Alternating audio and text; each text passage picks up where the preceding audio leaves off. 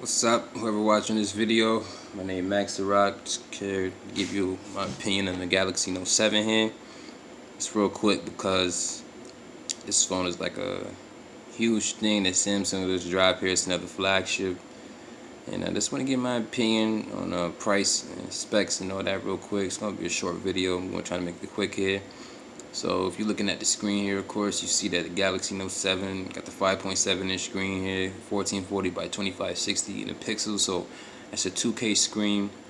I think the PPI is about 518, which is, it's cool when you compare it to something that's a little bit cheaper. It's kind of crazy, but whatever. Got a 12 megapixel camera, got a 4 gigabytes of RAM with the Exynos 8890. It's the octa core here. I think it's 2.3 gigahertz and 4 cores, or maybe it's all 8. That'd be crazy if it was though. Got a 3500 milliamp hour battery. Scroll down here a little bit.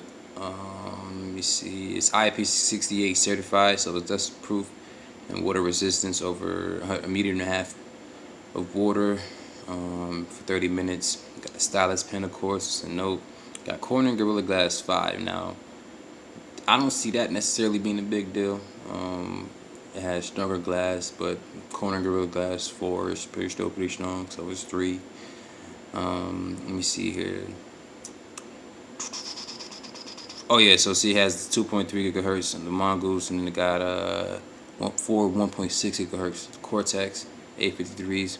So yeah, it's pretty fast device there. I mean, obviously, 64 gig base model, and it has the iris scanner. Let me see here. Now, if you ask me, the iris scanner is a gimmick.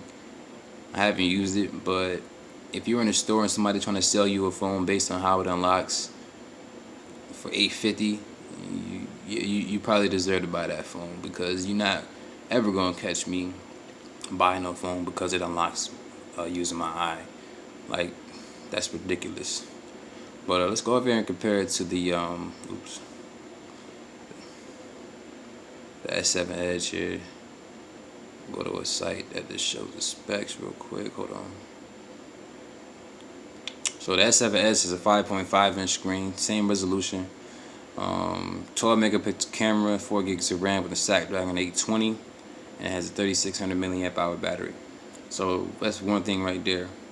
You got the bigger battery in a smaller phone, but you got the smaller battery in the bigger phone. And it doesn't make sense to me, but hey, Samsung, I guess they know what they're doing. As far as the resolution, it has a PPI of 534 and has Corning Gorilla Glass 4. So already the PPI is lower in the Note 7. It has a slightly bigger screen, so yeah, the PPI probably is going to be a little less. But they could have easily did something about that. Oh, and another thing that they wanted to mention is that the Note 7 is going to be upgradable to Nougat. Pretty much every phone, almost, not every phone, but a lot of phones are going to have that. So I don't see why is that like a marketing. It's stupid to me. There's nothing to market your phone based on. Oh, it's going to get upgraded. Oh, really? Okay. As far as the price, though, I think the S7 Edge is about $760, $790, and then the Note 7 is $850 base price, and those are prices before taxes. So if you really think about it, the S7 Edge being a little bit less and having a bigger battery is the better option to me. I definitely want to get the Note 7 until it goes down in price, and that won't be for a long time, if I ever actually do get one, because I don't see the reason to shell out that kind of money for something that unlocks by me using my eyes. I mean, just really think about that. Yeah, you can unlock your phone using your eyes. $850. Nah, that sounds crazy to me. I definitely want to do it, but a lot of people are. Maybe a lot of people getting the phone because they like the actual Note. They love the Note series. I used to be a Samsung Knight. I still am, kinda, but not to the extent of a lot of other people, because it's not that big of a deal to me. If you want to get either one of these phones, I would say get the S7 Edge because it has a bigger battery. Now, the Note 7 does have USB Type-C. Welcome to the party.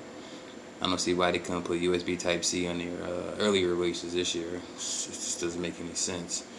But yeah, if you want to get the Note 7, go ahead. $850 plus.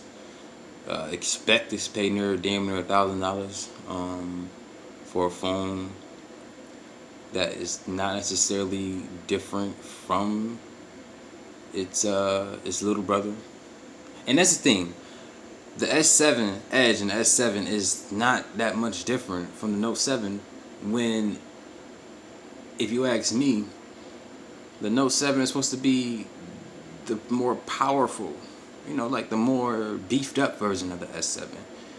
And with an actual stylus pen that is extremely functional. So I don't understand the idea of what Samsung was doing. I said this in the video that I seen of the Note 7. It looks more like the Galaxy S7 Edge Note Plus. Like Samsung pulled the Apple move, because we all know how Apple would make something seem so amazing when in actuality it's not. So yeah, that's my opinion on the Note 7 here. If you want to go ahead and get one, go ahead and grab it. I wouldn't recommend it, but hey, if that's you, that's you. I'm going to be checking out some reviews here pretty soon when the phone does come out. I don't really like to watch a lot of the big tech bloggers because